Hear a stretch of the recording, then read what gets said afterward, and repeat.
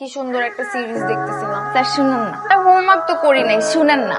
একটা নায়কের ক্যাট সাই এত হট স্যার, টাকায়। What is this sir? আপনি একটা মেয়ের গায়ে হাত তুললেন। শিক্ষকের কাছে ছেলে মেয়ে কোনো ম্যাটার করে না। কালকে থেকে যদি আমাকে হোমওয়ার্ক না দাও, প্রত্যেকটা হোমওয়ার্কের জন্য আমি তোমাকে 2টা করে বাড়ি দিব।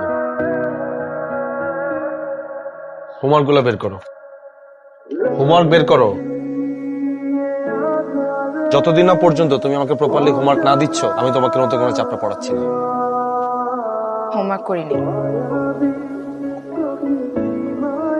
নুরি, আই এম সরি। আমার কাছে মনে হচ্ছে আমি তোমাকে না পড়াই, কারণ তোমার ফ্যামিলির কাছে আমি কমিটমেন্ট করছিলাম এইচএসসি তে তোমাকে একটা ভালো রেজাল্ট করাবো। বাট তুমি যেভাবে পড়াশোনা করতেছো, আমার পক্ষে পসিবল না তোমাকে পাস করানো। শুধু শুধু তাদের সামনে আমি আমার সম্মানটা নষ্ট করতে চাই না। তো বেটার আমি তোমাকে না পড়াই।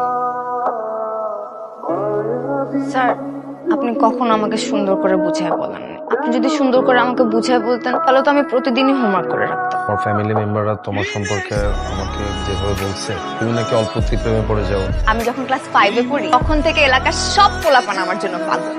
কি করব স্যার বলেন? আমি দেখতে এত সুন্দর।